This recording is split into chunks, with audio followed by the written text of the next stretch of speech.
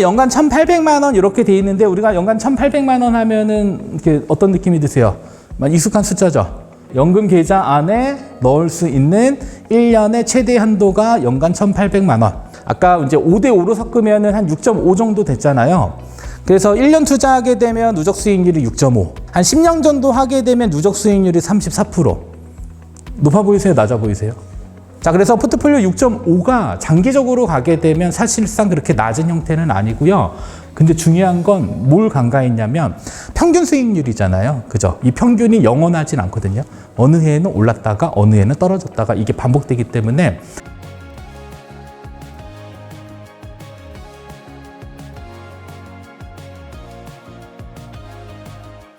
자, 일단 인사드리고 하겠습니다. 일단 김범곤의 연금수업 채널 운영하고 있는 곤쌤이라고 불리우는 김범곤입니다. 반갑습니다. 제 소개 잠깐 드리면 사실 유튜브 하기 이전에는 이제 금융 관련 자격증 강의를 되게 오래 했어요. 한 10년 넘게. 지금도 이제 딴 어디 회사와 이제 계약을 좀 맺어서 또 책을 또 쓰고 있습니다. 그래서 또 이제 금융자격증 쪽으로. 근데 금융자격증 잠깐 얘기가 나와서 그런데 사실 연금은 제도잖아요. 그러면 제도에 대한 걸 도대체 어디서 배울 수 있냐. 지금 다 유튜브로 배우고 계시잖아요. 사실 어디에 있냐면 금융자격증이 다 있어요. 여기 보시면 여러 가지 금융자격증들이 있는데 대표적으로 연금 상담, 은퇴 설계 전문가 요런 내용 안에도 있고 그다음에 CFP라고 하는 자격 안에는 실제로 산출하는 거, 그다음에 포트폴리오 만드는 거 그런 모든 내용들이 다 담겨져 있기는 합니다. 근데 자격증을 취득하라고 얘기 드리고 싶지는 않은데 요 안에 있는 내용들은 정말 좋아요.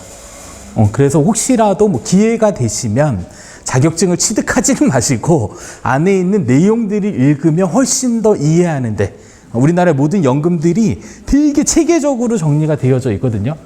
물론 제가 쓴 책에도 돼 있지만 근데 약간 나는 좀 전문적으로 조금 더 깊게 좀 배워보고 싶다라고 하면 그래도 자격증에 있는 내용들 한번 서점에 가셔서 한 번씩 찾아보시면서 읽어보시면 괜찮다라는 것 일단 알려드리고 제가 이렇게 유튜버로 활동할 수 있는 것도 사실 이제 금융자격증만 벌써 10년 넘게 했어요.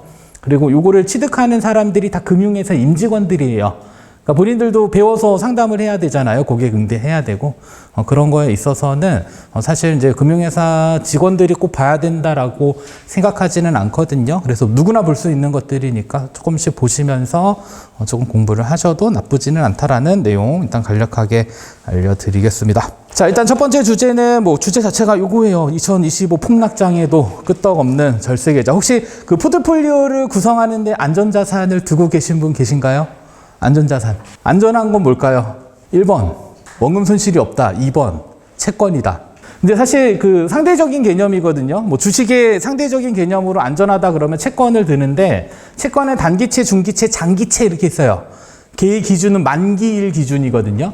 자, 만기가 1년짜리 채권이 안전할까요? 30년짜리 채권이 안전할까요? 그냥 쉽게 거꾸로 표현하면 누군가한테 돈을 빌려줬어요. 1년 안에 갚으세요. 30년 안에 갚으세요. 그러니까 돈 뗄 위험을 한번 생각해 보면 만기가 긴 게 훨씬 더 위험합니다. 그리고 만기가 길면 가격 변동도 상당히 커요. 그래서 현재 우리가 보통 채권을 투자하면 30년짜리 많이 붙어 있잖아요. 그죠? 걔는 이제 만기가 30년짜리 채권들 변동성이 상당히 크고요. 근데 아이러니하게도 IRP 계좌 안에서 뭐로 들어가요? 안전자산으로 들어가요. 그래서 30% 비중을 대부분 채권으로 채워 넣는 경우가 있는데 지금같이 장이 안 좋은 경우에는 주식 떨어질 때 채권도 같이 떨어질 확률들이 상당 부분 높고요. 그 다음에 과거에 주식이랑 채권이 같이 떨어졌던 때가 있어요. 언제였던 거 기억나세요? 금리 인상기에. 그쵸? 2021년부터 2023년도까지 2년 동안 떨어졌거든요. 주식, 채권이. 그때는 모든 게 다 폭락했던. 근데 이제 그게 좀 재현되지 않길 바라고 있기는 한데 요번에 떨어지는 거는 이제 각이 이래요. 이따가 보여드릴 건데 급격하게 떨어지다 보니까 약간 좀 반등도 좀 있기는 하겠으나 그래도 좀 회복하는데 좀 쉽지 않지 않을까. 너무 많이 떨어졌거든요, 사실. 그런 부분들은 좀 참고로 보시면 되겠고. 그래서 오늘은 일단 예전에도 관련된 내용 가지고 이제 강연을 한 적은 있기는 해요. 근데 대부분 안전자산을 넣어야 되는 거에 대해 중요성을 되게 얘기는 해드리는데 중요한 건 실천을 하지 않으세요. 그리고 나서 이제 지나고 나면 그때 조금 넣어둘 걸 이렇게 대부분 고민을 하고 계시기 때문에 일단 포트폴리오 만드는 이론, 그 다음에 어느 정도의 안전자산을 가져갔을 때 내가 어느 정도의 기대 수익률을 가져갈 수 있는지, 그리고 폭락장에서 조금 잘 버티는 포트폴리오를 그냥 보여드릴 거예요. 그래서 어느 정도까지 가격이 조금 덜 떨어졌는지 그런 부분들도 같이 한번 살펴보고, 그 다음에 오늘 오신 분들은 이따가 엑셀 파일 이제 정리해서 다 드릴 거거든요. 그거는 이제 참고로 알고 계시면 되겠습니다. 거기 안에 포트폴리오도 다 들어있으니까 그냥 그대로 좀 참고하셔가지고 나중에 절세계좌 운용하는데 조금 이용 잘 해주시면 나쁘진 않을 것 같아요. 자, 기본적으로 이제 포트폴리오의 개념은 여러 가지 자산군들이 섞인 거예요. 그러면 우리가 자산군이라고 하면 전통적인 자산군은 뭐가 있을까요? 주식이란 채권을 전통적인 자산군이라고 하고요. 그 다음에 이제 대체 투자 수단이라고 해서 이제 통화, 이제 달러겠죠. 그 다음에 이제 금. 가끔 이제 어떤 포트폴리오에는 유가도 들어가는 경우도 있어요.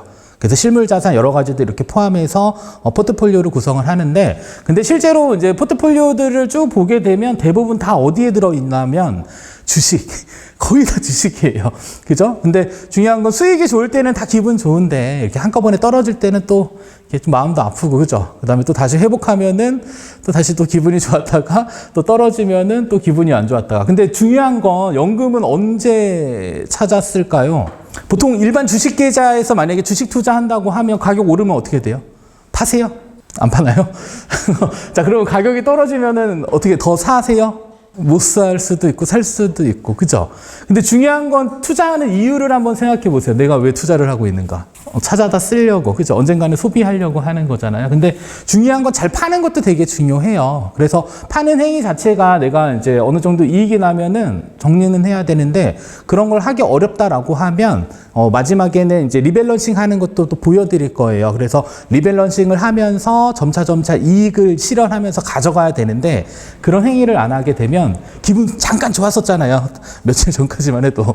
그죠? 아, 이제 앞으로 더 오르면 이제 내가 목표로 하는 그 목표치에 도달하면서 내가 이제 부자가 되겠구나. 막 이런 생각들을 하고 계셨을 텐데, 이제 훅 떨어지다 보니까 되게 허무하거든요. 그때 되면 항상 하는 생각이 이거잖아요. 아, 그때 팔걸. 그죠? 항상 이런 사이클들이 반복적으로 돌기 때문에 그런 사이클들을 돌지 않게 하기 위해서 자산 배분하는 거고, 자산 배분을 통해서 이제 리밸런싱, 그리고 이익을 실현하면서 가져가는 그런 과정이 중요합니다. 그래서 가장 중요한 거는 포트폴리오를 내가 짜고 최초로 매수를 했냐 하지 않았냐에 대한 부분들이 중요하기 때문에 포트폴리오를 조금 어떻게 만들어가면은 쉽게 만들 수 있는지를 조금 하나씩 볼게요. 자, 일단은 포트폴리오에는 자산이 두 개예요. 뭐 A 자산, B 자산, C 자산, D 자산 여러 개가 있을 수 있어요. 만약에 뭐 내가 두 개의 자산군으로 짜면 뭐 주식 채권이 될 수도 있고요. 아니면 조금 더 폭넓게 보면 그냥 안전자산과 그다음에 위험자산으로 보통 구분하기도 합니다. 그래서 각각의 자산에 대한 투자 비중은 내가 100% 중에 몇 %를 투자할지, 예를 들어서 그냥 예적금의 50%, 그 다음에 뭐 주식의 50% 하면은 각각의 비중이 50대 50 되겠죠. 자, 그리고 현재 예금 정도 가져가면 1년 정도 있을 때 기대 수익률 한 몇 % 정도 가져가면 될까요? 3% 정도도 요새 이제 많이 없어졌어요. 점점 사라지고 있는, 그죠? 이제 2% 이자가 이제 보이기 시작하거든요. 자, 그래서 만약에 A 자산을 안전자산으로 놓으면 A 자산의 한 50% 비중에 내가 A 자산에서 얻을 수 있는 기대 수익률은 뭐 한 3% 정도로 가져갈 수 있어요. 자, 그러면 얘는 1년 정도 시간이 지나면 나에게 얼마를 줘요? 3%의 이자 혹은 뭐 수익을 주겠죠. 자, 그리고 두 번째로는 이제 비자산을 위험자산으로 넣었을 때 뭐 당연히 안전자산의 50이니까 위험자산의 50%. 근데 중요한 건 저 기대 수익률은 어떻게 잡으실래요? 주식 투자하면 기대 수익률. S&P 500의 연평균 수익률은 보통 뉴스 보면 몇 프로 나와요? 뭐 10% 이렇게 나오죠. 그 다음에 뭐 나스닥은 한 몇 % 정도 나오는 것 같으세요? 뭐 13% 이렇게 나오잖아요. 자, 그러면 걔네들을 몇 년 동안 투자한 거예요? 10년 이상, 그 이상. 자, 그러면 그 투자 기간이 길어지면 길어질수록 점점 연평균 수익률은 줄어드는 구조가 돼요. 왜냐하면 모수가 늘어나기 때문에. 그래서 근데 중요한 건 얘는 평균이죠. 자, 어떤 해에는 막 20, 30% 수익이 날 수도 있고요. 어떤 해에는 막 20, 30% 떨어질 수도 있어요. 그게 다 합쳐져서 뭐가 만들어진다? 우리가 기대할 수 있는 기대 수익률.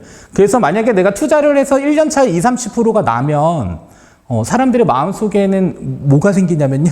앞으로 얘를 투자하게 되면 1년 있다 20%씩 계속 오르겠지.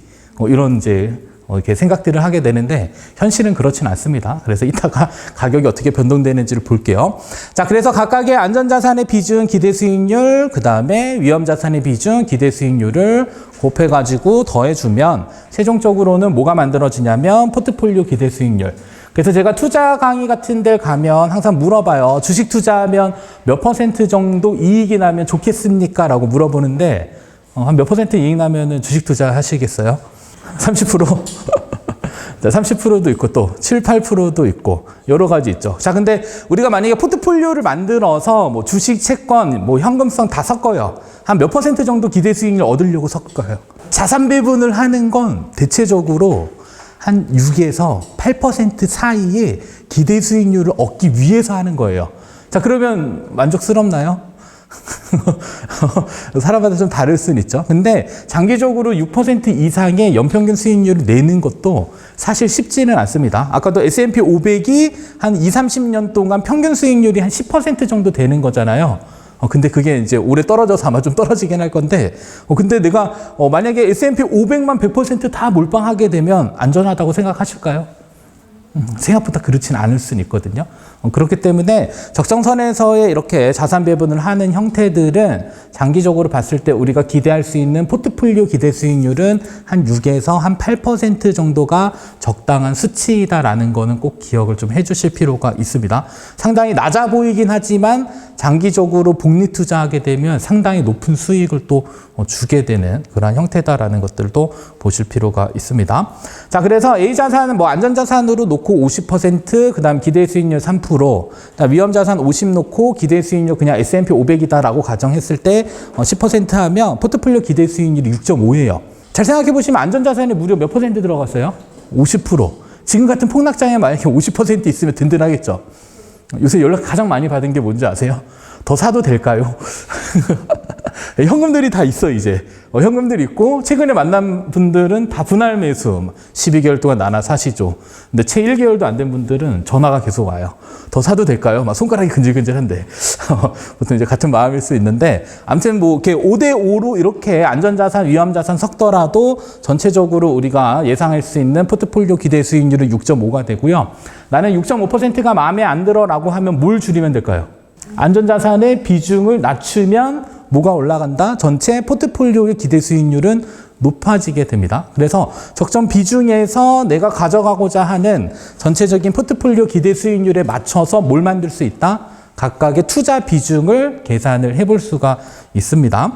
자, 그래서 위험자산 기대 수익률은 10%, 안전자산 3% 가져갔을 때, 자, 보시게 되면 5대5로 섞으면 6.5가 되고요. 그 다음에 만약에 100대 빵으로 하게 되면 기대 수익률은 10%가 되는 거고, 만약에 안전자산에 그냥 올인한다 이러면 기대 수익률은 3%가 되는 거예요.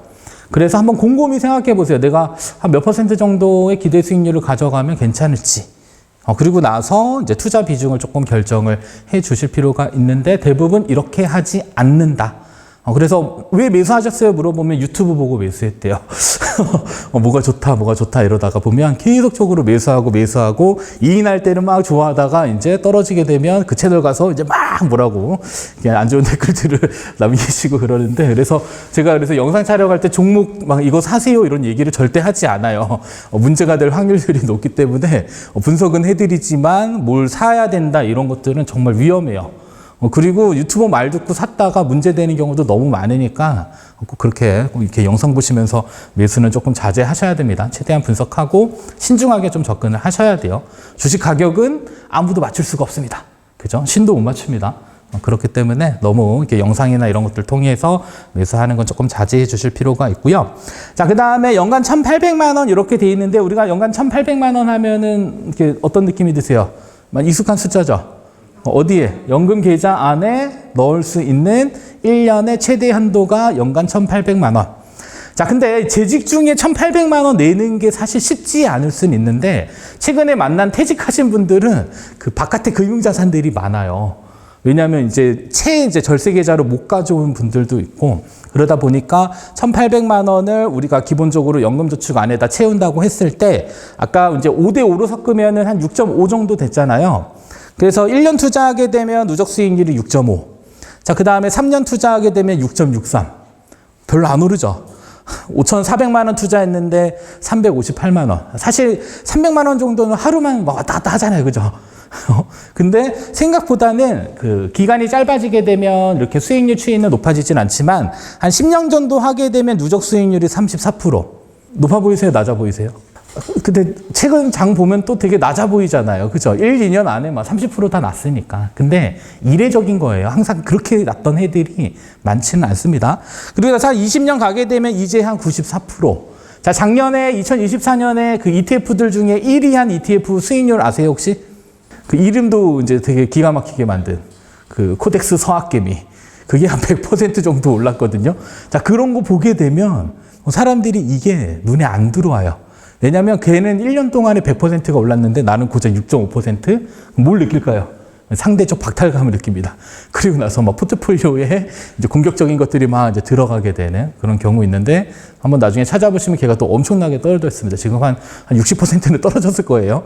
근데 변동성들이 상당히 크기 때문에 그런 것들을 저희가 장기 투자나 연금 자산에서 운용하기에는 조금 리스크하다라는 점들 아니면 뭐 비중을 낮춘다든지 그런 형태로 하셔야 돼요. 자, 그래서 포트폴리오 6.5가 장기적으로 가게 되면 사실상 그렇게 낮은 형태는 아니고요. 보통 나중에 퇴직하고 나면 인출하잖아요. 뭐 4% 룰이라고 들어보셨어요, 혹시? 4% 룰? 근데 미국에서 되게 유명한 그 인출률이에요. 4% 룰이라고 해서 내가 가지고 있는 연금 자산의 4%씩 인출.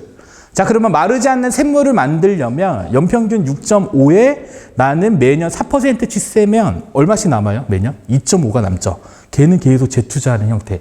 근데 중요한 건 뭘 간과했냐면 평균 수익률이잖아요. 그죠? 이 평균이 영원하진 않거든요. 어느 해에는 올랐다가 어느 해에는 떨어졌다가 이게 반복되기 때문에 사실 나중에 은퇴자산 같은 거 인출하는 거 한번 가정해 보시면 정말 복잡해져요. 그때부터는. 지금은 계속 이제 모아가는 형태의 투자들은 하시지만 나중에 인출할 때는 또 다른 형태의 또 고민을 좀 하시게 됩니다. 근데 지금은 인출보다는 운용 쪽으로만 조금 포커스를 맞춰서 좀 말씀드리겠고, 그 다음에 한 5대 5만 섞어도 우리가 최초로 한 3.4%, 그러니까 10년 동안 34% 정도의 기대 수익률은 가져갈 수 있겠다라는 것들도 참고로 알고 계시면 됩니다. 자, 그리고 기대 수익률에 대한 거는 장기간 연평균 수익률 한번 산출하면 계산을 해볼 수가 있어요. 자, 그래서 이 기초자산 S&P 500 뭐 93년부터 2025년 4월까지 업데이트를 해서 가지고 왔는데 지난 수업했을 때가 2024년도까지만 일단 계산한 게 하나 있어요. 몇 퍼센트 올랐어요? S&P 500이? 1280%. 자, 근데 불과 4개월이 지났는데 어떻게 됐어요, 지금? 갑자기 1001%. 얼마가 사라졌나요? 280%가 사라졌습니다. 불과 4개월 사이에. 자, 그리고 보면은 저기 맨 끝에 그래프 보이시죠? 완전 그냥 절벽이죠? 자, 그러면 과거에 절벽이 있었던 때를 살펴보면은 저 정도 각도는 거의 코로나 때 한 번 있고, 근데 코로나 때보다 지금 깊이가 어때요? 코로나 때가 한 이때쯤 되거든요, 이때? 그죠? 훨씬 더 깊게 그냥 수직 하강했던. 그리고 나서 이제 잠깐 이제 변동성이 좀 있을 것 같고요. 자, 그러면 얘네들이 계속적으로 그렇게 하락하더라도 93년부터 2024년까지의 연평균 수익률은 그래도 10.3% 정도. 그리고 나서 올해 이제 많이 떨어지다 보니까 연평균 수익률은 조금 줄어들기는 할 거예요. 자, 근데 평균을 보게 되면 10%인데 수익률 쭉 보게 되면 일단은 막 95년도에는 막 35%씩 오르고 96년도 23% 많이 오르는 해는 정말 많이 오르는데 중요한 건 2000년도에 마이너스 1.87, 2001년도에 17% 떨어지고 2002년도에 23%나 떨어졌어요. 그리고 2007년, 2008년도 둘 다 합쳐서 40% 넘게 하락하고요. 그 다음에 2018년도, 뭐 2022년도 이렇게 떨어져서 결과적으로 연평균 수익률이 10.3. 그래서 숫자만 단순히 보게 되면은 이렇게 많이 오르기도 하지만 사실 지금같이 한번 떨어지게 되면 어떻게 떨어지냐면 총량에서 떨어지는 거거든요. 아까도 1200%에서 갑자기 지금 잠깐 떨어졌다고 해서 200%가 사라진 건 1200%에서 얼마가 줄어든 거예요. 10%만 빠져도 200포인트가 빠지게 되는. 그러니까 장기적으로 가다가 내가 돈을 많이 모아놨는데 한번 이렇게 폭락장을 찾아오게, 그러니까 맞게 되면 생각보다 과거에 떨어졌던 것보다 훨씬 더 많은 금액들의 손실이 발생될 수 있는 이런 구조도 충분히 만들어집니다. 자, 그래서 안전자산 3%랑 그냥 S&P 500 기대 수익률 뭐 2004년도까지 10.3이었을 때 5대 5로 섞으면은 그래도 가져가 볼 수 있는 장기 연평균 기대 수익률은 한 6.52% 정도가 된다. 근데 대부분 안전자산의 50% 비중도 잘 넣지는 않으세요. 더 공격적으로 대부분 운영하고 계십니다. 그런 특징들이 있고요. 자, 그 다음에 S&P 500이랑 안전자산 섞었을 때, 자, 1년 포트폴리오 비중에 따른 수익률. 이거는 이제 최근 걸로 갖고 왔어요. 그래서 1개월 기준으로만 잠깐 볼게요. 어차피 최근이니까 1개월 동안 지금 빠진 게 마이너스 9.05%. 자, 5대5로 섞으면 어떻게 돼요? 한 4.41% 정도로 우리가 위험자산에 100% 넣은 것보다는 그래도 충격을 조금 덜 가져갈 수 있다라고 보시면 되고, 그 다음에 뭐 3개월은 마이너스 5%, 뭐 6개월은 0.24, 그리고 12개월 수익률은 뭐 앞으로 이제 계속적으로 또 바뀌겠지만, 그래도 직전 1년 기준으로는 한 6.08% 정도 수익을 가져갔다. 그래서 나는 이 정도 수준으로 만족한다라고 하면 안전자산의 한 50% 정도는 넣어두시고 나머지 50%는 그냥 S&P 500을 매수하셔도 기대는 해볼 수 있다. 이 정도만 참고하시면 됩니다. 자, 두 번째로는 나스닥도 많이들 하세요. S&P 500이 만족스럽지 않아. 수익률이. 그러면은 조금 더 변동성 큰 어디로 간다? 나스닥을 대부분 선택을 하십니다.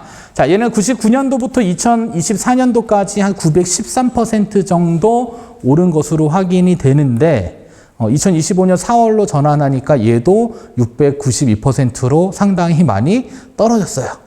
그죠? 그래서 변동성이 상당히 큰 시장을 지금 만나고 계신 거예요. 저도 이렇게까지 떨어진 거는 거의 볼 일이 없거든요, 사실. 근데 상당히 좀 많이 떨어진 그런 상태를 지금 보고 계신 거고요.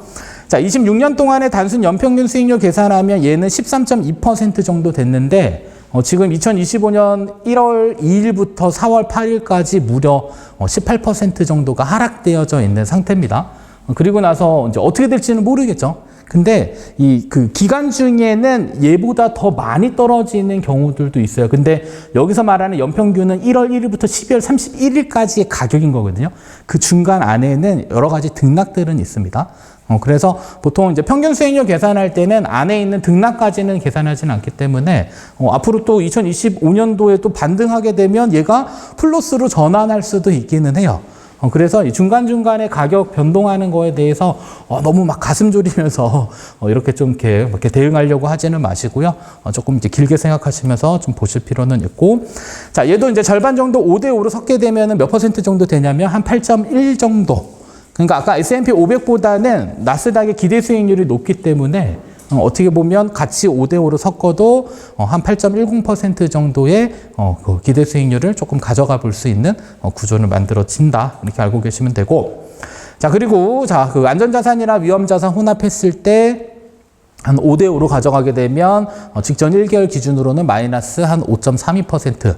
아마 나스닥만 갖고 계신 분들은 10% 이상 떨어졌거든요. 지금 현실적으로.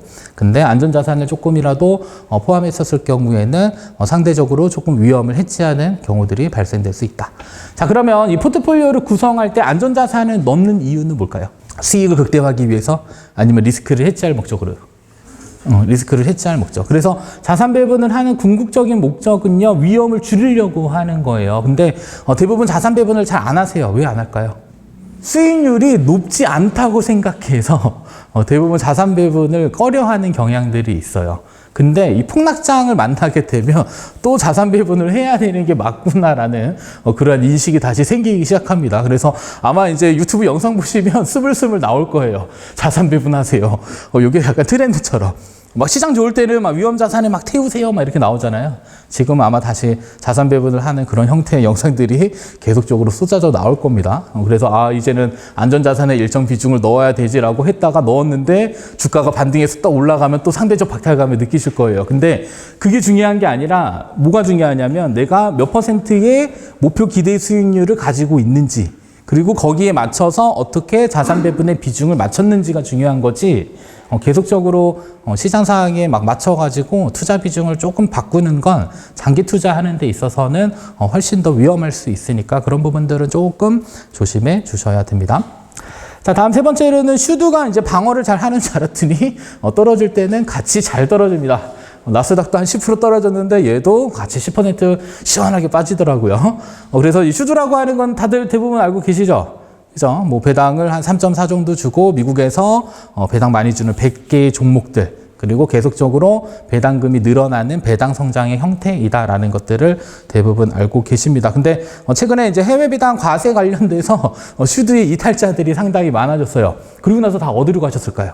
국내 시장으로 많이들 옮기셨는데 또 좋지 않은 결과가 그죠? 그래서 계속 옮겨가면 좋진 않아요. 그죠? 왜냐하면 국내 배당주들은 또 과세 안 한다고 국내 배당주로 많이들 옮겨가셨거든요. 근데 국내 배당주 보시면 엄청나게 떨어졌어요. 그죠? 지금 막 2,300포인트가 깨지는, 그래서 계속 갈아타는 게 좋지 않습니다. 그리고 어차피 우리가 절세계좌 안에서 얘가 과세 이연 효과는 떨어지기는 하지만, 그래도 너무 섣불리 이렇게 옮겨가는 건 바람직하지 않을 수 있다. 자, 그래서 슈드는 2011년도부터 2024년까지는 228% 정도 올랐어요. 뭐, 물론 S&P 500 나스닥보다는 좀 덜 오른 느낌은 있지만, 그래도 얘도 적지 않게 올랐다라고 보시면 되고, 자, 그리고 2025년 4월 기준으로 보면 228%였던 게 약 한 40% 정도 비중이 줄어져 있는 상태입니다. 얘도 낙하할 때는 같이 시원하게. 근데 보통 이때 살짝 반등하길래 얘는 좀 다른가 했더니 아니나 다를까 같이 떨어지더라고요. 그래서 슈드도 어쩔 수 없구나, 그런 것들을 좀 확인할 수 있었고요. 자, 얘도 이제 상장된 지 얼마 안 됐기 때문에 실질적인 연평균 수익률은 한 9.26인데 좀 높죠? S&P 500보다 상당적으로 높은데 투자 기간이 짧아서 높게 설정되는 거예요. 그래서 실제로 투자 기간이 10년, 20년 더 넘어가게 되면 연평균 수익률은 더 낮아지게 됩니다. 근데 지금은 조금 투자 기간이 좀 짧기 때문에 현실적으로는 좀 기대 수익률이 조금 높은 편이다라고 보시면 되고, 2025년도 4월 8일 어제까지 마이너스 10.97이고 오늘도 좀 떨어졌잖아요. 그래서 오늘까지 감안하면 수익률은 조금 더 안 좋습니다. 참고로 알고 계시면 됩니다. 자, 그리고 안전자산에 5대5 섞었으면 얘도 한 6.13% 정도. 그래서 적지 않은 형태의 그래도 포트폴리오 기대 수익률은 가져갈 수 있다라는 점도 참고로 알고 계시면 돼요. 자, 그리고 이제 최근 이제 1개월 동안 내용도 보시게 되면 비슷합니다. 한 마이너스 한 5.35 정도 이렇게 하락했던 그런 한 달 보냈고요. 그다음에 12개월 기준으로는 다른 그 S&P 500 나스닥보다는 수익률은 조금 낮은 형태이다. 다만 얘는 그래도 뭘 지급해 줄까요? 배당금, 그죠? 배당금 3.4 정도를 연간 주기 때문에 걔를 계속적으로 재투자한다라고 가정했을 경우에는 그래도 어느 정도 수익률이 개선되는 효과는 조금 있을 수는 있다라는 점도 기억하셔야 됩니다.